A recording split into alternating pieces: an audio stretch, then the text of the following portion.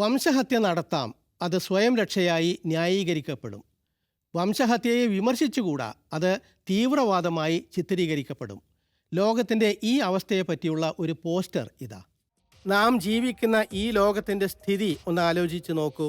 കുട്ടികളെ കൊല്ലരുത് എന്ന് ഇവിടെ പറയാൻ പാടില്ല, കാരണം അത് കൊലയാളികളുടെ വികാരത്തെ വ്രണപ്പെടുത്തും.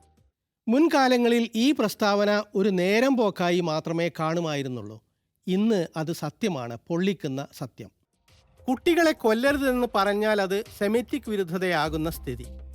ഗൂഗിളിൻ്റെ സഹസ്ഥാപകനാണ് സെർഗെയ് ബ്രിൻ. അയാൾ പറയുന്നു ഐക്യരാഷ്ട്രസഭ ഒരു സെമിറ്റിക് വിരുദ്ധ സ്ഥാപനമാണ് എന്ന്. അയാൾ പറയുന്ന ന്യായം UN റാപ്പോർട്ടിയർ ഫ്രാൻസിസ്ക ആൽബനീസ് തയ്യാറാക്കിയ റിപ്പോർട്ടാണ്. ഇസ്രായേൽ നടത്തുന്ന വംശഹത്യക്ക് ഒട്ടനേകം കമ്പനികൾ സഹായം നൽകുന്നുണ്ട്, അവർക്കെതിരെ ഉപരോധം വേണം എന്ന് പറഞ്ഞതാണ് പ്രശ്നം. വംശഹത്യ നടത്തുന്നവരെയും അതിൽ സഹായിക്കുന്നവരെയും ഒറ്റപ്പെടുത്തണം എന്ന് പറഞ്ഞാൽ അത് ജൂത വിരുദ്ധമാകുമത്രേ. വംശഹത്യ നടത്തുന്നവരെ തടയരുത്, അവരെ സഹായിക്കുന്നവരെയും തടയരുത് എന്ന്. പല പത്രങ്ങളുടെയും വാർത്താ തിരഞ്ഞെടുപ്പും ഇതേ മനോഭാവം കാണിക്കുന്നു. കുട്ടികൾ 10,000-കണക്കിന് കൊല്ലപ്പെടുന്നു, പ്രതിദിനമെന്നോണം 100-കണക്കിന് സിവിലിയന്മാരെ കൊല്ലുന്നു, ഒറ്റ ദിവസം 150-ഉം 130-ഉം 118-ഉം കൊലകൾ. എന്നിട്ട് ന്യൂയോർക്ക് ടൈംസ് ഗസയിൽ കൊല്ലപ്പെടുന്നവരുടെ വാർത്ത നൽകിയത് ഇങ്ങനെ: ഗസയിൽ 5 ഇസ്രായേലി പട്ടാളക്കാർ കൊല്ലപ്പെട്ടു എന്ന്. 100-കണക്കിന് ഗസക്കാർ കൊല്ലപ്പെട്ടത് വാർത്തയല്ല, അധിനിവേശ പട്ടാളക്കാർ കൊല്ലപ്പെട്ടത് വൻ വാർത്തയാണ്. മറ്റൊരു ദിവസം 74 ഫലസ്തീൻകാരെ ഇസ്രായേൽ കൊന്നു. ന്യൂയോർക്ക് ടൈംസ് വാർത്ത ഇങ്ങനെ: ബാർബി കമ്പനി ഇറക്കിയ പുതിയ ഫാഷൻ പാവകൾക്ക് ഇൻസുലിൻ പമ്പും ഗ്ലൂക്കോസ് മോണിറ്ററും ഉണ്ടാകുമത്രേ. എന്തൊരു വിലപ്പെട്ട വിവരം! ബോറടി മാറ്റാൻ ഞാൻ ആളുകളെ വെടിവെക്കുന്നു എന്ന് പറയുന്ന ഇസ്രായേലി പട്ടാളക്കാരന് ചേരും ഇത്തരം മാധ്യമങ്ങൾ. മുൻപ് നാം കാർട്ടൂണുകളിൽ തമാശയായി മാത്രം കണ്ട പലതും ഇന്ന് പരിഹാസ്യമാം വിധം സത്യമാകുന്നുണ്ട്. ജീവിതം തന്നെ ക്രൂരമായ ഹാസ്യമാകുന്നു.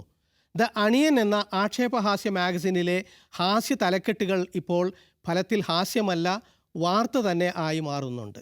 ഉദാഹരണം: ഫലസ്തീനികൾക്ക് മതിയായ സാവകാശം നൽകുന്നുണ്ട് എന്ന് ഇസ്രായേൽ, തൊട്ടടുത്ത ബോംബിംഗ് സ്ഥലത്തേക്ക് രക്ഷപ്പെടാനുള്ള സാവകാശം. ഹാസ്യമോ അത്യുക്തിയോ ഇല്ലാതെ ശുദ്ധമായ സത്യം. രക്ഷാകേന്ദ്രങ്ങൾ എന്ന് പറയുന്ന ഇടങ്ങളിലാണല്ലോ ബോംബിടുന്നത്. ഇത് വാർത്തയാണ്, ആക്ഷേപഹാസ്യമല്ല. ഇസ്രായേലി സേനയെ സമാധാനത്തിനുള്ള നൊബേൽ സമ്മാനത്തിന് നാമനിർദ്ദേശം ചെയ്തു എന്ന്. ഇതാ സതീഷ് ആചാര്യയുടെ വര. നെതന്യാഹു ട്രംപിനെ സമാധാന നൊബേലിന് നിർദ്ദേശിക്കുന്നു. ഇതും കാർട്ടൂണല്ല, കാര്യമാണ്. അങ്ങനെയും നടന്നല്ലോ. ട്രംപിനും കിട്ടാം നൊബേൽ. ഹിറ്റ്ലർക്കും നോമിനേഷൻ കിട്ടിയിരുന്നതാണ്, സമ്മാനം കിട്ടിയില്ലെങ്കിലും. കാർട്ടൂണായി ഒതുങ്ങേണ്ടിയിരുന്നവ ജീവിത സത്യമായി പോകുന്നു. കാർട്ടൂൺ രംഗത്തും ചലനം കണ്ടു തുടങ്ങുന്നുണ്ട്. വംശഹത്യയുടെ ഇരകളാണ് ഫലസ്തീനികൾ. അവരെ നാസികളോട് ഉപമിക്കുന്നവർ പടിഞ്ഞാറുണ്ട്. വംശഹത്യ നടത്തുന്ന ഇസ്രായേലിനെ നാസികളെപ്പോലെ കരുതുന്നുമില്ല. ഫെയർ എന്ന മാധ്യമ സൈറ്റിൽ ഒരു വിശകലനമുണ്ട്. മിസ്റ്റർ ഫിഷ് എന്ന കാർട്ടൂണിസ്റ്റ് വരച്ച ഈ കാർട്ടൂൺ ഉദാഹരണം. കുട്ടികളെ വെടിവെക്കുന്ന ഇസ്രായേലി പട്ടാളക്കാരൻ. ഇത് അക്ഷരാർത്ഥത്തിൽ സംഭവിച്ചതാണ്. പക്ഷേ ഇതിൻ്റെ പേരിൽ മിസ്റ്റർ ഫിഷിനെ ജൂതവിരുദ്ധനായി ചിത്രീകരിക്കുന്നു പലരും. സമാധാനത്തിൻ്റെ പ്രാവിനെ വരെ ജൂതവിരുദ്ധരാക്കും ഇവരെന്ന് കാർട്ടൂണിസ്റ്റിൻ്റെ തിരിച്ചടി. ഇത് വരച്ചത് പെൻസിൽവേനിയയിൽ കാർട്ടൂൺ അധ്യാപകൻ കൂടിയായ ഡ്വൈൻ ബൂത്ത് ആണ്. അദ്ദേഹത്തിനും കിട്ടി ജൂതവിരുദ്ധൻ എന്ന പട്ടം. മാധ്യമങ്ങൾ നേര് പറയാത്ത സാഹചര്യത്തിൽ കാർട്ടൂണിസ്റ്റുകളാണ് നേര് പറയുന്നത്. അവരും അക്രമികളുടെ ഹിറ്റ് ലിസ്റ്റിൽ പെട്ടു തുടങ്ങുകയാണ്.